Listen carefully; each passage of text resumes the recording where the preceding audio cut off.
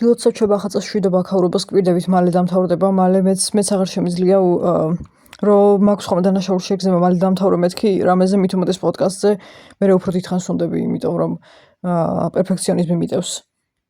დღეს უნდა შევეხო 2025 წელს განცდილ წარუმატებლობებს და სანამ ვინმე დამშვიდებას და ჭკუის დარიგებას დამიწყებს, რომ კარგზეც უნდა გამოვახვილო ყურადღება და ვინერვიულებ არა უშავს ცხოვრების ჩაშლილი გაკვეთილებიც მე ასრულდება ან რამე ეგეთი, მინდა გავმარტო რომ არც მარტო ცუდზე კონცენტრირდები, არც მარტო კარგზე პირიქით ეს ბოლო წლები განსაკუთრებით რაღაც სირთულეების გამო, რაც აბსოლუტურად იქცევდა ყურადღებას და გამაგიჟებდა მთელი ყურადღება რომ მისთვის დამეთმო პირიქით კარგი მაქვს მუდმივად ფოკუსში, წარმატებაც მიღწევაც ყველაფერით, შესრულებული მიზნებიც და პირიქით რაღაცნაირად წარუმატებლობები უფრო გვერდზე გავწიე, ოღონდ ძალიან ისე დესტრუქციულადაც არა, რომ ჩემი თავი რაღაც ახალი ტიპის პერფექციონიზმში გადამეგდო, ყოველთვის დაბალანსებულად ვაქცევდი ესეთ რაღაცებს ყურადღებას, ზედმეტი ნერვიულობის გარეშე, ზედმეტი დანაშაულის გრძნობის გარეშეც პრინციპში უბრალოდ ვიღაცის პოსტი შემხვდა, არ მახსოვს ინსტაგრამზე, არ მახსოვს ლინკდინზე.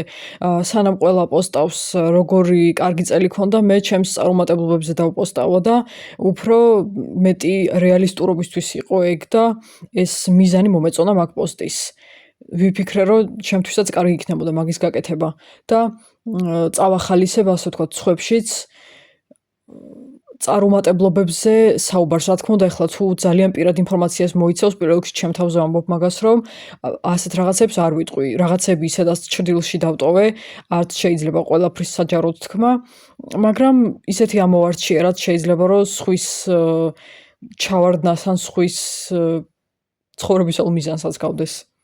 როგორც ამ პოდკასტის შექმნისას პირველ ჯერზე, პირველად რომ მქონდა საახალწლო სერია, მაშინ ვილაპარაკე შესრულებულ მიზნებზე და რაღაცნაირად საახალწლო სერიის თითქოს ტრადიციად იქცა ეგ წელსაც ვილაპარაკე შესრულებულ მიზნებზე, იმიტომ რომ კარგ განწყობაზე გადავყავარ ძალიან, ისედაც როგორც ვთქვი, ბოლო წლებია დიდ ყურადღებას უთმობ ჩემ მიღწევებს და შესრულებებს მით უმეტეს, როცა ვხედავდი, რომ ძალიან გაიწელა ჩემი დასაქმება და სამსახურის შოვნა და ასეთი რაღაცები და ძალიან იმედი გამიცრუდა ქართულ დასაქმების ბაზარზე, მაგის პარალელურად კიდევ უფრო დავიწყე ზოგადად სამსახური და კარიერული უფრო ნაკლები მაქვს ცხოვრებაში ესეთი გამოცდილება რაღაცების გამო.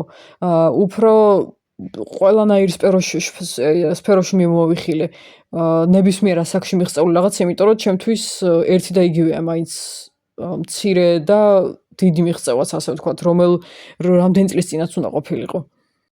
ბოლო ხანია ჩაფიქრებული მქონდა და იმედიც მქონდა, არა მარტო ჩაფიქრებული, რომ ჩემი სწორი და ფრთხილი გათვლებით სამსახურსაც ვიშოვიდი და ეს სამსახური, ნუ რა ვიცი, ჩემთვის უკვე მე-7 წელია, ყოველი იანვარი, ყოველი ახალი წელი ეგრე იწყება, რომ ისევ ჩვეულებრივად გადავჩხრეკ ხოლმე, რაც კი საერთოდ რამე ვაკანსია შეიძლება სადმე ამოაგდოს და რაც კი შეიძლება რამე პორტალი ან საიტი იყოს, სადაც ვაკანსიები გამოქვეყნებული, ყველაფერს ძირის ძირობამდე გადავჩხრეკ ხოლმე და ჩემთვის შესაფერის რაღაცებს ძლივს პოულობ ქართულ ხალხური ვირული გრაფიკების გამო ძირითადად. წინა წლები უფრო წარმატებული იყო ხოლმე ამ მხრივ, რაც რაღაცნაირად მაშინდელი გრაფიკების და ცოტა მეტი მოქნილობიდან გამომდინარე იყო და ამ ბოლო წლებში საერთოდ რა ხდება, არ ვიცი. ხო და რო არ გადავრცდეთ ემას, მე იმედი მქონდა, როგორც ყველა ჩემ მიზანზე მაქვს ხოლმე, რომელიც რამე თანხებს და დიდ ფულს უკავშირდება, რომ ვიშოვიდი სამსახურს და ამ ნაშოვნი სამსახურით და სტაბილური შემოსავლით მე ექნებოდა იმის საშუალება, რომ მარტო წავსულიყავი, სრულიად მარტო დასასვენებლად რამდენიმე დღით. და ძალიან დიდი სურვილი მქონდა ამის და სამწუხაროდ არ გამოვიდა. პირველი ალბათ ყველაზე მეტად ეგ არ მომწონს, რომ ეგ არ გამოვიდა და დარჩა ეს შეუსრულებლად ყოველ შემთხვევაში წინა წელს.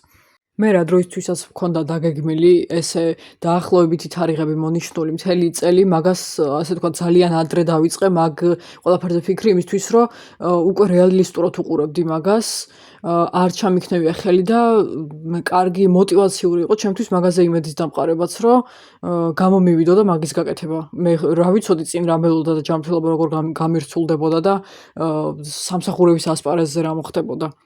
ესე თქვა, წინასწარ მქონდა კალენდარზე მონიშნული თარიღები, როდის იქნებოდა უფრო კარგი, როგორც სეზონის, ისე ფულის დაზოგვის მხრივ.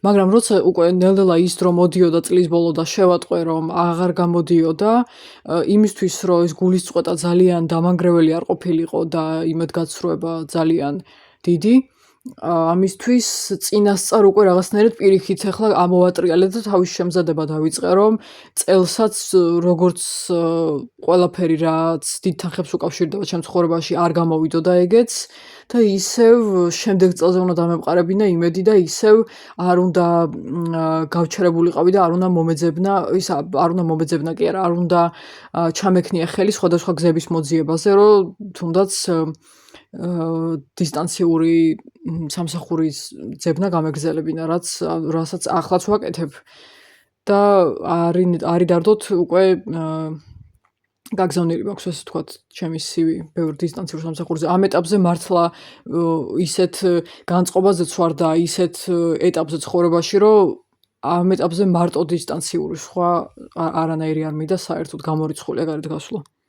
შემდეგი წარუმატებლობა, ყოველ შემთხვევაში წარუმატებლობა თუ რა ვიცი როგორ ვეძახი, შეუსრულებელი მიზანი, შეუსრულებელი სურვილი ვერ გადავიხადე დაბადების დღე. და ესეც პირველი შემთხვევა არ არის, არც დაბადების დღის გადახდა არ არის აუცილებელი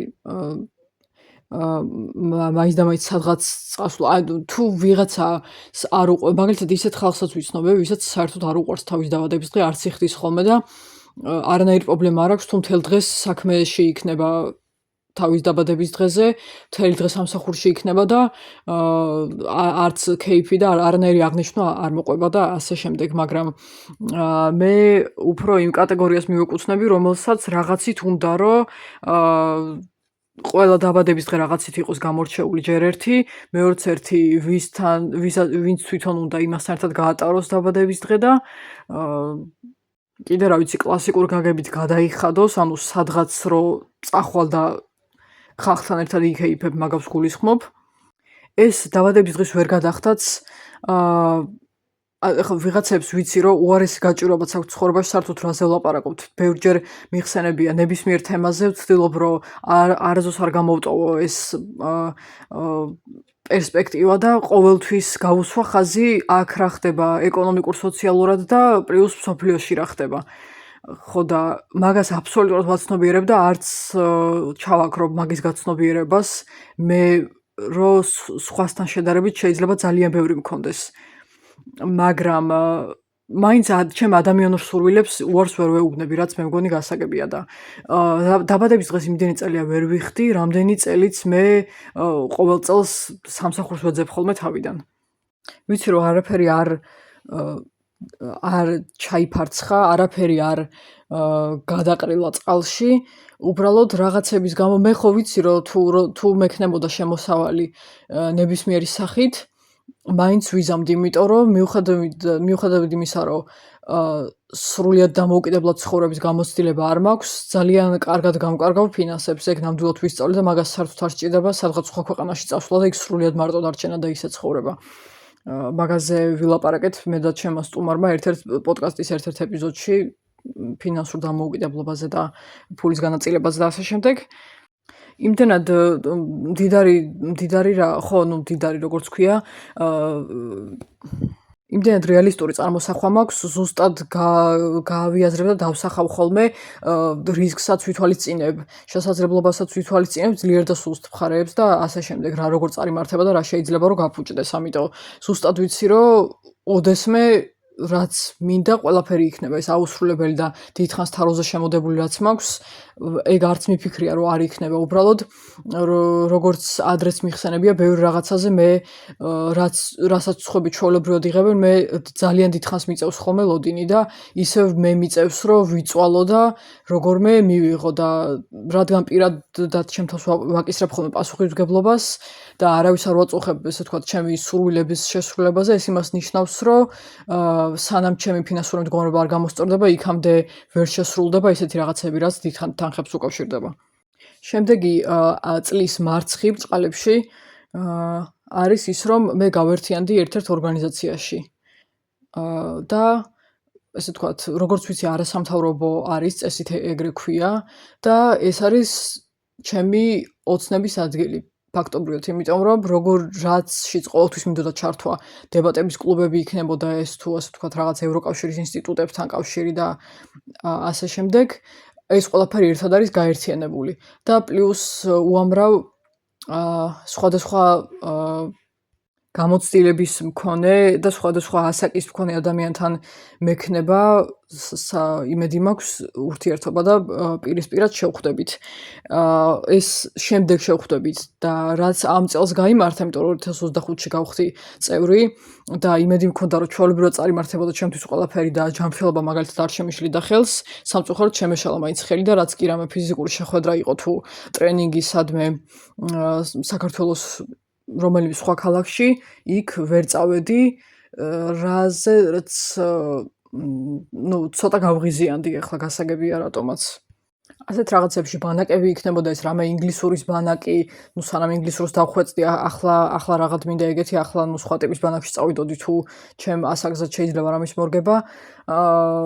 ხო, ბანაკი, დებატების კლუბები, რაღაც გაეროს სიმულაცია, ნატოს სამიტის და ესეთი რაღაცა ევროკავშირის შესახებ რაღაც ინფორმაცია და სიმულაცია და ესეთი რაღაცები ყოველთვის მაინტერესებდა, ყოველთვის ვინახავდი წინასწარ ლინკებს ყოველი შემთხვევისთვის და იმედი მქონდა რომ ერთხელ მაინც შემეძლებოდა მონაწილეობა, მაგრამ ის 20 თუ 25 ლარი რაც იყო მონაწილეობის საფასური, ჩემთვის სამწუხაროდ ეგეც კი პრობლემა იყო მაგის შეტანა, საბოლოოდ ვშლიდი ხოლმე მაგ ლინკებს ხო, არ ვიცი, ძალიან სულად მახსენდება, ეგ ეხლაც ძალიან მძიმედ დამაწუნ, მძიმედ გამახსენდა. არ მგონი ისეთი დრო დადგეს, როცა ეგ გამახსენდება და ნერვები არ მომეშლება რა. ყოველთვის ვიცოდი, რომ ეგეთ რაღაცებზე იყო ასაკობრივი ლიმიტი, დღესაც ეგრეა, Erasmus Plus-დან, რაც კი რამე პროგრამები დარჩა საქართველოში, კიდე სრულიად არ მიუტოვებიათ აქაურობა, რაც კი რამე ისეთია მოხალისეობრივი სამუშაოები, იმას ყველაფერს ან 25 წლამდე აქვს, ან 30 წლამდე, ან 35 წლამდე.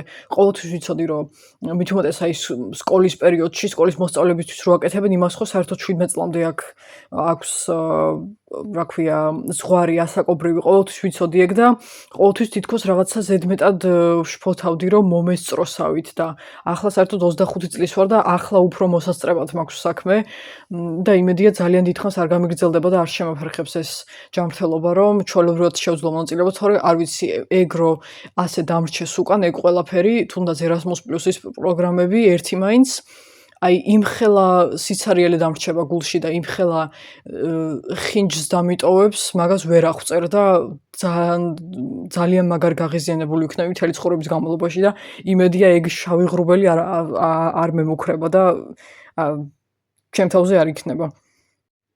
ისევ არ გადავწდეთ ემას ძალიან. შემდეგი ბრწყალებში მარცხი არის ის, რომ დროებითი ფიზიკური სამსახური არ გამოვიდა სამწუხაროდ. მიუხედავად იმისა, რომ ქართულ კომპანიებზე და ქართულ HR-ებზე ამ დროისთვის 99% ხელი მაქვს ჩაქნეული, მაინც ისეთ ადგილებში ვცადე, სადაც უფრო მართლა პირდაპირ მნიშვნელობით მოქნილი გრაფიკი იქნებოდა შედარებით და არც თიც დაგექნევდა არავინ, თუ არ გეცალა უნივერსიტეტი, არ გიწყობდა მაინც და მაინც ხელს, ან თუ სხვა საქმეებიც ჰქონდა. მაგრამ ეგეთ შემთხვევებში ცუდი ის არის, რომ მან ზედმეტად მოშვებული გრაფიკია და პლუს ის, რომ მომიწია მთლიანად ისეთ ადგილებში მისვლა, სადაც მთლიანად გამომუშავებით იყო ხელფასი, რაც იმას ნიშნავს, რომ იქ ყოფნის პერიოდში მე ვერაფერი ვერ დავაგროვე და ვერაფერი ვერ ვიშოვე. ეს არ ნიშნავს, რომ საერთოდ სამუდამოდ შევეშვები, ისე ვთქვათ, მთლიანად ადგილზე შესასრულებელი სამსახურის ზებნას. ამ ეტაპზე ეგ გამორიცხულია, 2026 წელს ეგ ამბავი მთლიანად გამორიცხული მაქვს, ეგ ზუსტად ვიცი. ახლა დისტანციურ ან ჰიბრიდულ სამუშაოებზე ვარ კონცენტრირებული, რის საშუალებაც აქამდე არ მქონია. რაღაცნაირად ან მევეძებდი არასწორად, ან ჯერჯერობით არ ვიყავი უნარებით და ენების მხრივ და ფსიქოლოგიურადაც იმ დონემდე მისული, რომ ესეთ რაღაცაზე, თუნდაც ინგლისურის მხრივ რა, რომ ესეთ რაღაცაზე გამეგზავნა სივი. თან ისიც უნდა აღვნიშნო აუცილებლად ახლა გავაცნობიერე როგორ რას იყენებენ HR-ები და რეკრუტერები, როცა მაგალითად CV-ებს ამუშავებენ და სამოტივაციო წერილებსაც ალბათ. ახლა მივხვდი, ახლა გავაცნობიერე, რომ თურმე იყენებენ ხელოვნურ ინტელექტს. და ეს იმას ნიშნავს, რომ სხვანაირად ხდება გადარჩევა, რაც იმას ნიშნავს, რომ რაც უნდა გამოცდილი იყოს, შეიძლება მიღმა დარჩე. იმ რაღაც შესაძლებლობის მიღმა, თუ სწორად მესმის, რა ვიცი, ყოველ შემთხვევაში LinkedIn-ზე რაც ვნახე ზოგი რა ძალიან ბევრი HR-თან ვარ დაკავშირებული და იმათი პოსტები რაც ვნახე, ეს გავიგე უკვე თან, როცა გადავდივარ ხოლმე და რეზიუმეში უწერიათ რაღაცა კურსის გავლა, IT აწერია და იქ რაღაც პროგრამირებაც არის მოცული, ვერასდროს ვერ ხვდებოდი HR-ებს რა შეჭირდებოდათ პროგრამირება. და რომელიმე პროგრამული ენა და ახლა ვხვდები, რომ და ხელოვნური ინტელექტი მით უმეტეს, მაგრამ ახლა ვხვდები. ჩემგან ძალიან შორს არის ეს ადამიანური რესურსები, არასდროს დავინტერესებული ვარ არც ეგეთი კურსებით, არც ეგეთი საქმით, მაგრამ ჯობია რომ რაღაც მომენტში დავინტერესდე, ყოველ შემთხვევაში იმ ასპექტში მაინც რომ მეწამადგეს სამსახურის მოძებნის დროს. ხო და ეს იმას ნიშნავს, რომ აქამდეც თუ მაგას იყენებდნენ, ალბათ მაგიტო ვრჩებოდი მიღმა, იმიტომ რომ სხვა ვერაფრით ვერ ვხსნი.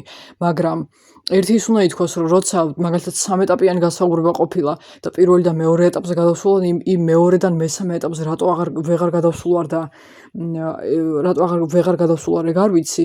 და ერთი რაც ვისურვებდი რომ გამოვასწორონ, მთელ საქართველოში რომ ყველამ გამოვასწოროს, კარგი იქნება ნებისმიერმა კომპანიამ.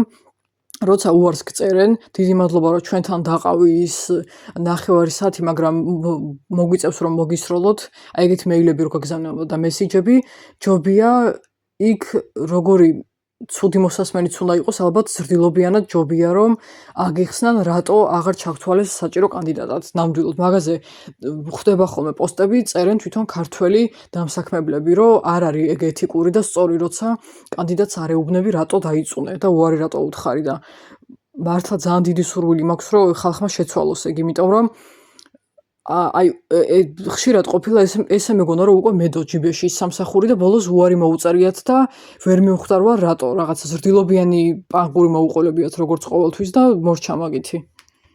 შემდეგი მარცხი ბრწყალებში ისევ ის არის რომ დისტანციური ან ჰიბრიდული სამსახურიც არ გამოვიდა 2025 წელს და ისიც უნდა ვთქვა რომ რაც ჯანმრთელობა გამირთულდა კიდვენი წავიღე მაგის ხსენებით, მაგრამ რაც ეს ყველაფერი დაიწყო ეს პრობლემები ჩემ ცხოვრებაში, ხანდახან ლექციებზეც კი შემშლია ხელი, ხანდახან კი არა ხშირად, რომ წავსულიყავი ფიზიკურად, ანუ სადღაც ფიზიკურად რაღაცა მანძილის გავლა უკვე მიჭირს, თუნდაც ჩემ სახლთან ახლოს იყოს, ახლოსაც ვიყავი, საკმაოდ ახლოს ისე რომ ფეხით მითვლა ჭირდებოდა ტრანსპორტის სარეს დამჭირდებოდა, მაგრამ ეგეთ ადგილებზეც გამიჭირდა ყოფნა, იმიტომ რომ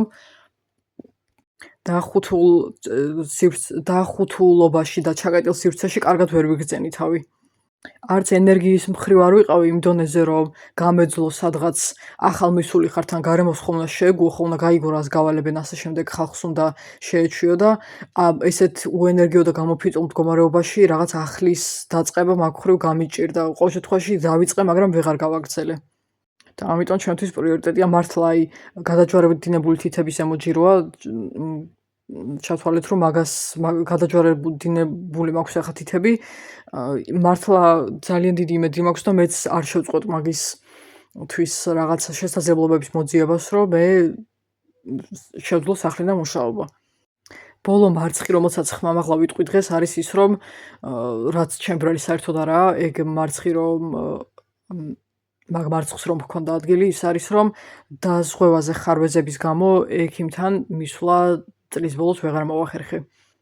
ბოლოს, აი ვიცი, ერთი კაი 4 თვის წინ ვიყავი ექიმთან და ჩემბრალი არ არის, მე აბსოლუტურად მოსურნე ვიყავი ყველანაირი ტიპის ექიმთან, როგორც კი მჭირდებოდა მისასვლელად, მაგრამ იმდენად იდეალური დაზღვევის პროგრამებია, რომ ან როცა მისვლა არ შეგიძლია, მაშინაც ფულს გაჭრიან, როგორც აი subscription როა, რაღაცა გამოწერა როა ფულადი და იყენებ თუ არა მაინც რომ უნდა გადაიხადო, ზოგი პროგრამა ესეთია და ზოგი თუ არა და აგე მე რომელიცაც ვსარგებლობ ვითომ გაფორმებისას შეეშალათ, რაღაც ხარვეზი მოხდა და გააფორმეს შემდეგ წელზე.